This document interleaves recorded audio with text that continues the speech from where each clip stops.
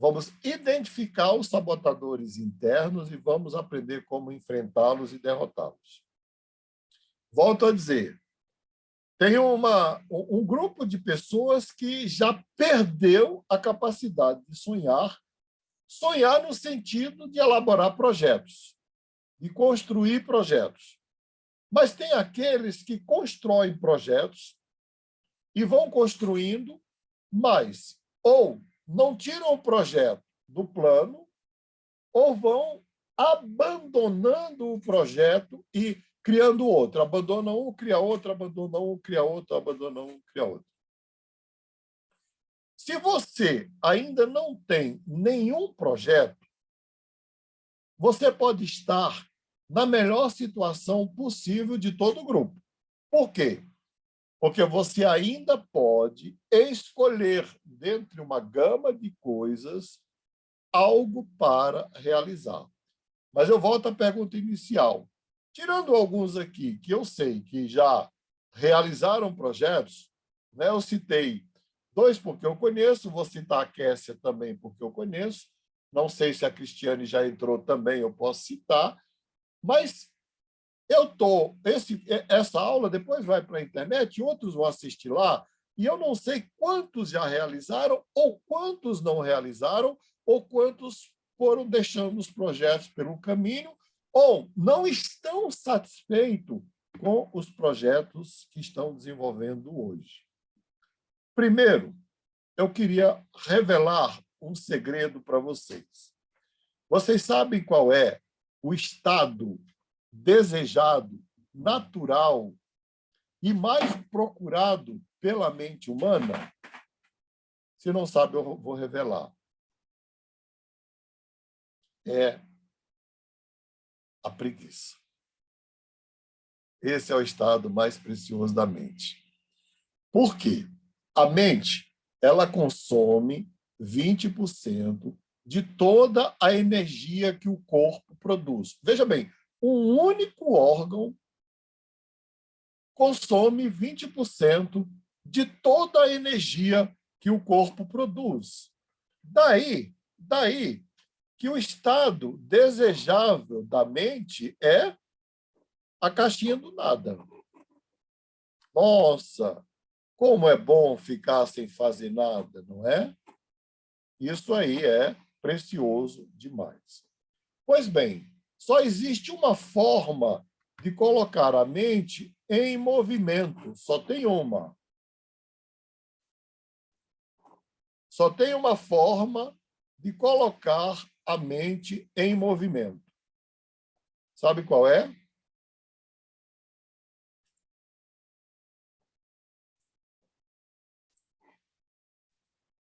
A única forma de colocar a mente em movimento é tendo algum projeto, algum objetivo para atingir. Não tem outro jeito. São as famosas... Antes de criar uma empresa, antes de construir um relacionamento, ou durante a construção do relacionamento, ou antes de realizar qualquer coisa, nós precisamos primeiro encarar a necessidade de ter um objetivo bem definido para nós, e esse objetivo é que move a nossa mente. Pesquisas feitas na Universidade de Harvard demonstram que, quando eu tenho um objetivo e eu penso no objetivo, só penso, eu realizo 20%. 20% das pessoas realizam o objetivo. Então, eu penso num objetivo, se pegar um grupo de 100, 20 realizam. Bom, os que não têm objetivo não realizam nada.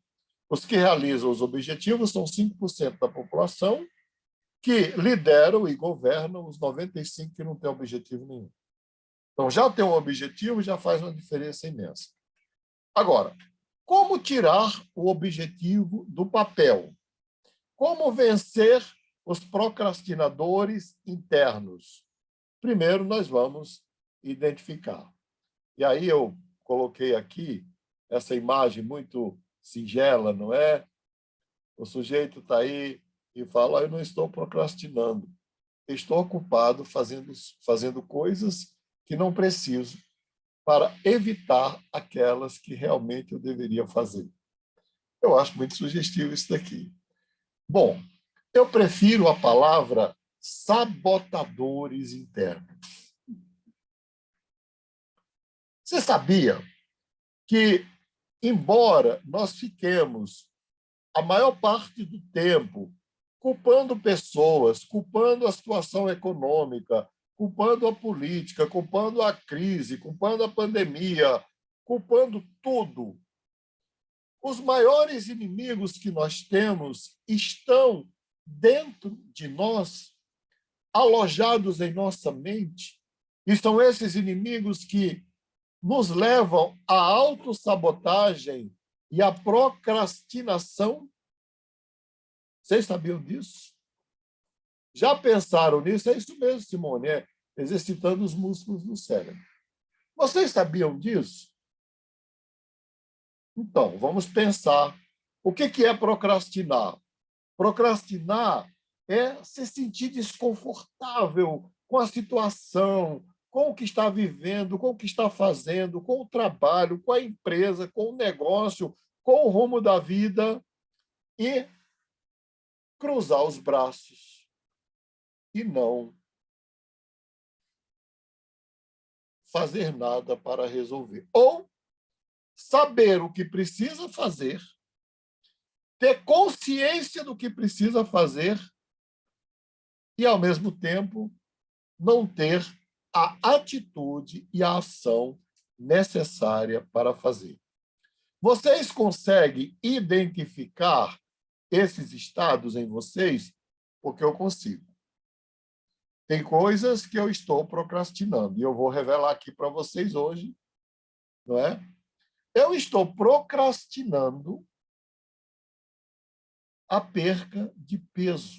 Eu estou muito acima do peso para a minha altura e para a minha idade, e eu estou procrastinando. Eu estou aquele tipo que fala assim: olha, amanhã eu vou no endócrino, amanhã eu vou nutricionista e depois da manhã eu faço a dieta.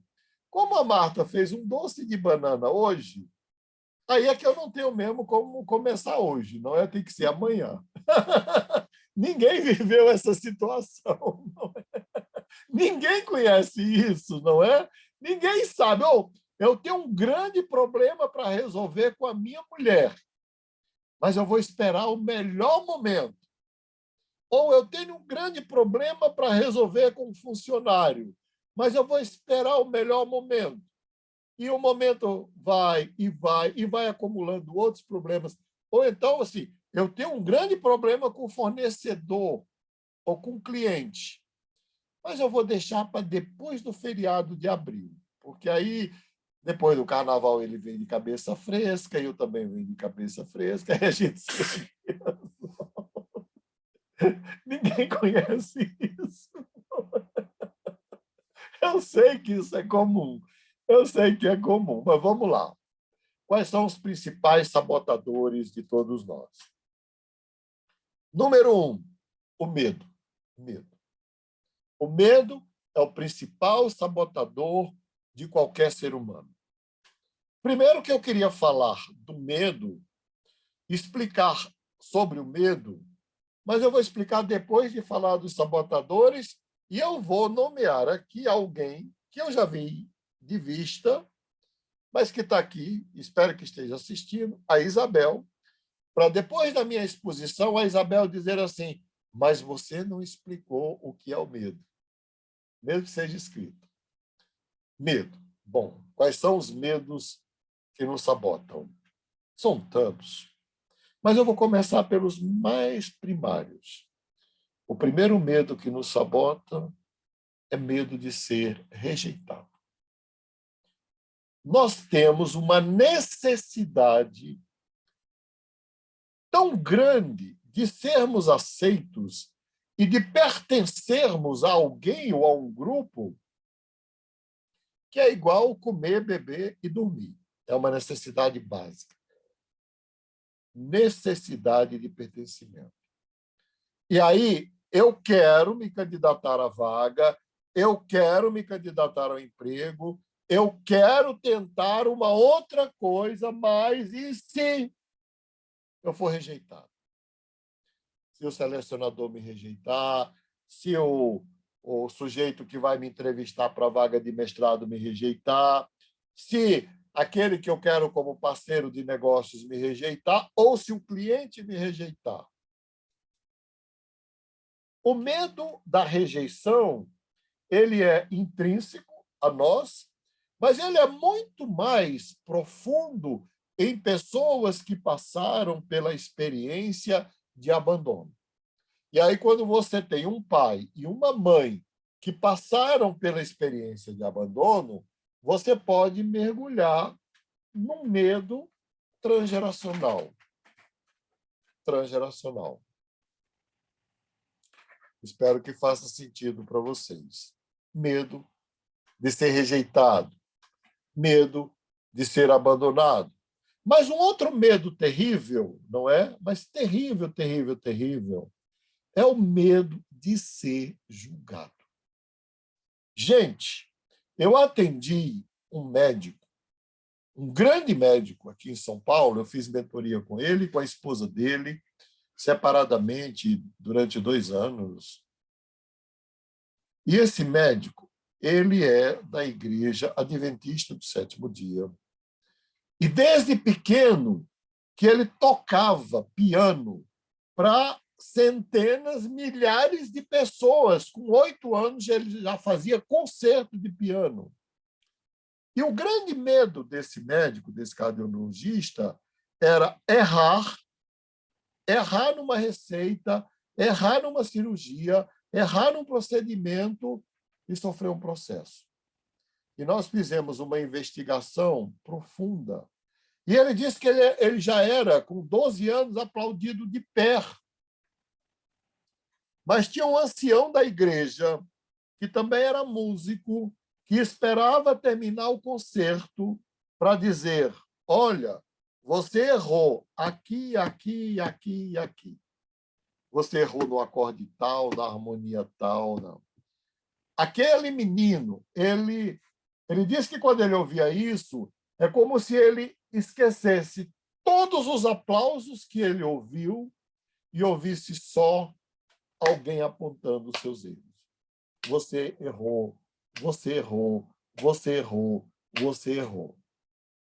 E ele dizia que, quando ele estava ou num congresso de medicina, ou quando ele estava diante da própria operadora de cardiologia do hospital, ou diante da família do paciente, ele conseguia ouvir a voz daquela pessoa. Cuidado para não errar da próxima vez. Medo de ser rejeitado, medo de errar. Medo de errar. Pois bem, o medo de ser rejeitado, ele é natural, mas ele tem como ser vencido. Por quê? Assim como tem pessoas que nos rejeitam, tem pessoas que nos aceitam. O medo de ser julgado, ele é tão irracional. Por quê? Aquela pessoa que te julga e te condena e aponta o dedo e diz: você errou aqui, na boa, ela não está nem aí para a tua vida. Ela não vai pagar as tuas contas, ela não vai estar com você quando você sofrer ou adoecer, e você cair, ela não vai estender a mão para te levantar. E você pode ampliar esse medo que você tem de ser julgado a partir das experiências que você carrega de julgamento das pessoas na sua mente. Eu sempre penso, quando alguém me julga, se for alguém que me conhece e me dá um feedback, eu sento e avalio o feedback que essa pessoa me deu para ver se ela tem razão. Se ela tiver razão, recentemente uma funcionária me deu um feedback que eu tive que, né, me segurar na cadeira, porque ela me deu um feedback ao funcionário. Eu trabalho dentro de uma empresa que eu criei, que é uma startup, que a gente pode dar feedback também para o dono, para o chefe, para todo mundo. Não é só o funcionário que recebe, eu também recebo. Mas ela estava certa. E ela estava me dando um feedback preocupada com a empresa e com os funcionários da empresa. Mas se alguém que eu nunca vi chegar para mim e disser o que ele quiser sobre mim, você acha que o que ele disser sobre mim tem algum peso sobre mim? Não tem. Não tem. E você acha que eu vou ficar de olhos fechados e pensar, e se de repente alguém me julgar aqui, né? Esse carinha cearense, com 65 anos de idade, cria um negócio desse, agora se metida a besta, né? E senta aqui para ensinar a gente. Ele acha que ele é o quê? Você acha que se alguém pensar isso de mim vai mudar alguma coisa em mim? Não vai. Eu vou dormir do mesmo jeito. Até se falar aqui também não vai mudar nada, porque eu sei exatamente o que eu estou fazendo aqui. Medo de ser rejeitado, medo de ser julgado. Espero que no checklist você não tenha nenhum desses. Terceiro medo, medo de errar. Gente, as pessoas morrem de medo de errar. Se disser assim, você tem uma entrevista de emprego, nossa, tem gente que dá frio na barriga, que passa mal, que sua frio, que gagueja, que tem até desinteria, não é? Bom, vai enfrentar uma situação nova, vai fazer algo novo. Ah, trava tudo. Trava tudo. Até o encontro, né? Marca um encontro com um boy novo, eu não sei como é que chama uma menina, eu sei os homens aí que chamam de boy, né? Um boy novo no pedaço. Nossa, o medo já toma conta, né? Toma conta. Ou fica paralisado pelo medo, porque medo paralisa. Nós vamos ver depois que a Isabel me lembrar. Eu esqueci, não, Isabel. Sabe o que eu aprendi com a ciência? Que quando eu erro, eu estou falando de errar mesmo, seja em que área da minha vida for, e eu reconheço o meu erro, eu aprendi uma forma pela qual ou com a qual eu não devo chegar onde eu quero.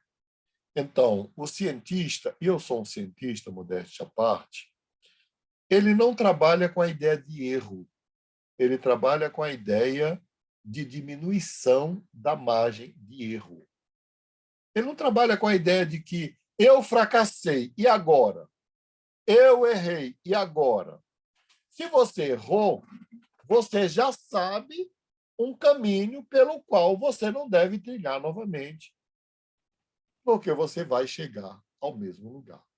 Agora, se você erra e repete o mesmo processo, e repete o mesmo processo, e repete o mesmo processo, eu espero não lhe ofender, mas eu digo para os grandes executivos a quem eu dou mentoria, se você faz a mesma coisa do mesmo jeito e espera um resultado diferente, você pode parecer um completo idiota. Então, errar é diminuir a margem de erro. Esses traumas têm um tempo para se manifestar? Tem sim, Davi. Às vezes eles se manifestam imediatamente, às vezes eles se manifestam ao longo da vida. Ao longo da vida. Quando você menos espera. Não é? Mas tem como resolver. Então vamos lá. Diminuindo a margem de erro. Escreve aí. Errar também serve para diminuir a margem de erro.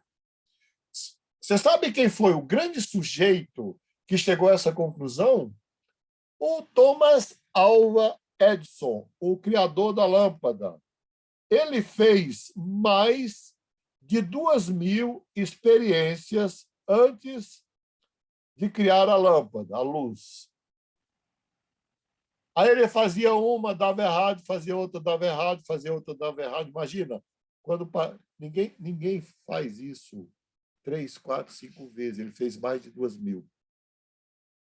E a família dele, os amigos dele, não suportavam mais isso. Diziam, você é doido, você já errou mais de 1.000 vezes. Larga isso e vai viver a tua vida. Bom, ele escrevia no caderno dele, eu não vou largar, porque eu já sei 1.000 maneiras pelas quais eu não vou criar a luz. Só me falta chegar na maneira que eu vou criar. E eu estou diminuindo a margem de erro. Bem, hoje a família dele recebe de royalties pela criação da luz e da válvula de raio catódico, de raios catódicos, as válvulas, que ele é o pai do princípio das válvulas, né? Onde existe isso ainda? $1 bilhão. Em vida, ele recebeu milhões de dólares, milhões e milhões de dólares pela invenção da luz. Então, errar pode ser diminuir a margem de erro. Medo de ser rejeitado, medo de ser julgado, medo de errar. Não sei se você tem um desses medos. Esses medos, Simone, eles são totalmente inconscientes. Por exemplo, existe um dos casos clássicos do Freud que eu quero sugerir para você ler quando puder, porque Simone está se formando em psicologia, é O Homem dos Ratos. Na boa, alguém tem medo de rato? Ou medo de rato evoca um medo de uma outra coisa? Vamos lá. Alguém senta na minha frente e fala assim, isso é comum. Dr. Mascoli, eu morro de medo de morrer. Como é que você entende o medo de morrer? Alguém realmente tem medo de morrer ou tem medo de viver?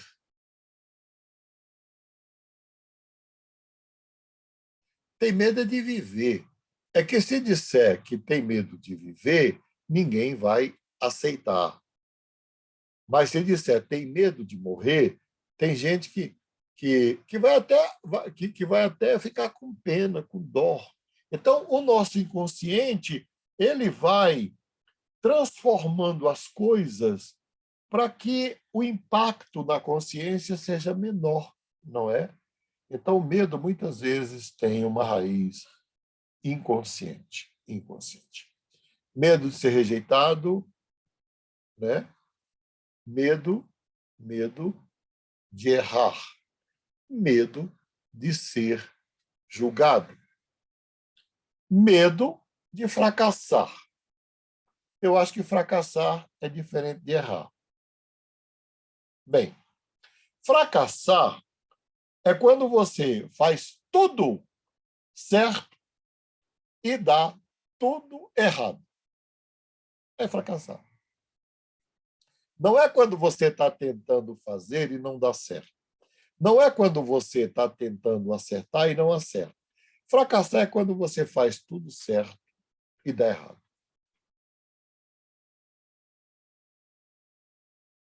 Eu vivi algumas experiências de fracasso na minha vida. A primeira delas foi na Marinha de Guerra. Eu entrei na escola da Marinha, na escola de aprendiz, estudei, me dediquei, não é? Tirei o primeiro lugar na escola, ganhei uma medalha, o Prêmio Marcílio Dias. E aí, quando eu embarquei no navio transporte de tropas Ari Parreiras, eu descobri que se eu seguisse por ali, eu não chegaria onde eu queria, que era ser um cientista e um escritor. E já tinham se passado 4 anos. E aí eu, ingenuamente, pedi demissão da Marinha e fui informado que, se eu saísse, eu teria que pagar os 3 anos de curso que eu tinha feito naquela época, era 3 anos, ou eu teria que servir mais 3 anos para pagar o curso. E eu fiquei mais 3 anos viajando. Eu fui privilegiado porque eu viajei os portos do Brasil todo. Todos os portos que tinha no Brasil na época eu viajei. E até a Argentina. Mas a sensação de que eu tinha fracassado na minha escolha. Mas também, gente, eu fiz essa escolha com 16 anos de idade. Não é? Os jovens são levados a escolher cada vez mais cedo. Só que eu tenho uma característica que meus filhos herdaram.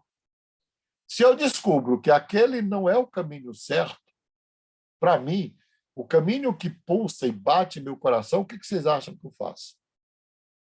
Eu vou embora. Eu era ordenança de um almirante, que é um secretário de um almirante, almirante Stanislau Facções Sobrinho, e falei, eu quero a minha demissão, a minha baixa, porque aqui não é o meu lugar. Mas você passou num concurso público, você é um militar de carreira, você tem estabilidade até morrer, porque você vai ficar aqui 30 anos, depois vai aposentar. Eu falei, não, eu só quero a minha vida, eu não quero a estabilidade da Maria. Descobrir que escolheu errado, seja o amor da sua vida, seja a profissão da sua vida, seja o negócio da sua vida, não é o problema. O problema é você descobrir e não ter coragem de abrir mão daquilo que você tem certeza que não vai lhe fazer bem nenhum ao longo de toda a sua existência. E sabe qual foi a minha segunda experiência de fracasso? Foi com o curso técnico. Eu fiz eletrônica. Eletrônica.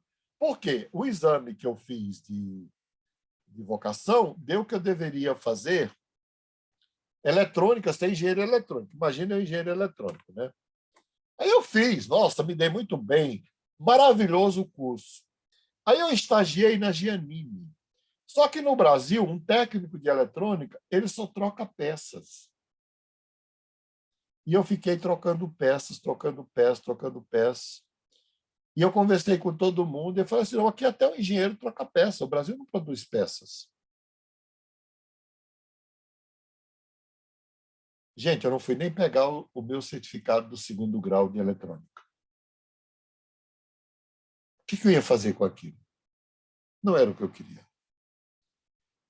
Bom, eu vou contar uma metáfora para vocês, eu gosto muito das metáforas. Diz que um homem tinha um vaso maravilhoso, né? Um vaso que cabia à mão de uma criança ali, ele tinha uma criança de 2 anos e caiu dentro do vaso O vaso custava $50.000, daquelas dinastias chinesas, que eu não sei pronunciar o nome, né? Aí a criança, caiu $1 dentro do vaso, a criança pôs a mão dentro do vaso, pegou o dólar e fechou a mão, 2 anos. E não abria a mão. E ficou aquela coisa, passou 1 hora, 2 horas, a criança chorando de fome, mas não abria a mão porque o pai tinha dado a moeda para ela. Aí chegaram à conclusão que tinha que quebrar o vaso. Aí a avó da criança chegou e falou assim, trouxe $3, moeda de dólares, na época da moeda de dólares, trouxe $3 e falou, se nenê abrir a mão, além da moeda que está no vaso, vai ganhar mais 3. O neném abriu a mão e tirou a mão. Então, tem gente que fica segurando na mão coisas que não vale a pena, com medo de perder, com medo de perder, com medo de fracassar, não é? Bem, medo da vida. Tem gente que tem medo da vida, medo de sofrer. Gente, a vida, ela tem o prazer, a realização, mas ela também tem a dor e tem o sofrimento.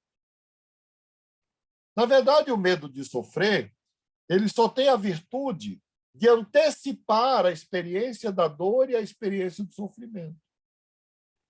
Não tem outra virtude. Tem pessoas que têm medo de passar fome. Às vezes, esse medo é real porque estas pessoas já passaram fome no passado. Eu tive uma amiga da psicologia lá na Gama Filho, que ela adotou uma criança de um desses países que estavam em guerra na África. Essa criança tinha passado muita fome. e começou a sumir coisas do armário, comida, pacote de comida. E ela foi encontrar essas coisas guardadas debaixo da cama da criança. E ela foi falar com a criança e falou assim: querido, tudo aquilo que está no armário é nosso. Ele falou: é, mamãe, mas eu estou guardando porque se a guerra vier, eu tenho comida para você. Às vezes, o medo de passar fome é real, o medo de passar necessidade é real, porque a pessoa passou. Mas deixar que esse medo tome conta e te paralise, gente, nós somos predadores. Há poucos anos atrás, eu ainda peguei essa época. O meu avô, lá no Piauí, era um fazendeiro. Ele tinha que tirar tudo da terra.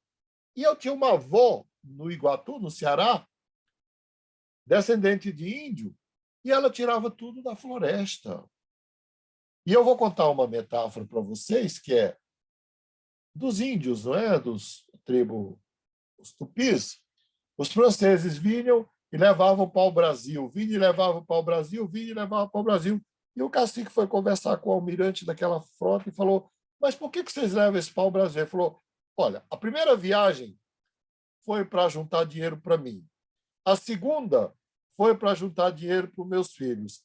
A terceira foi para juntar dinheiro para os meus netos. E a quarta é para eu guardar dinheiro para a gente nunca passar necessidade. Aí o cacique falou para ele assim: engraçado, a gente está aqui há milhares de anos aqui no litoral e nunca nos faltou comida. O que vai faltar lá na França? Lá é diferente daqui? Gente, bem ou mal, vocês sabem que existe uma provisão para viver, uma provisão.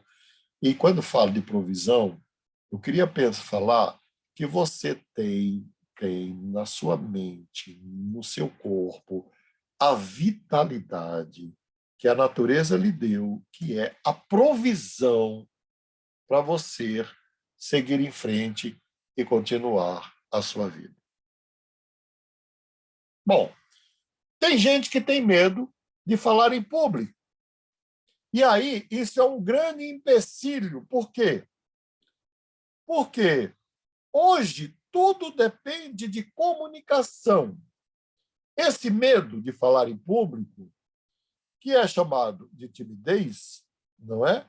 Pode adquirir muitas vezes uma proporção patológica, de fazer com que a pessoa tenha tanto medo de se expor, que o medo de falar em público é medo de se expor.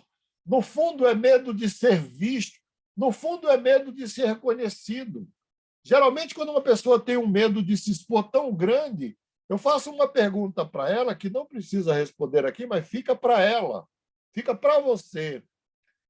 Será que você não está escondendo de você mesmo e das pessoas quem você realmente é, no fundo?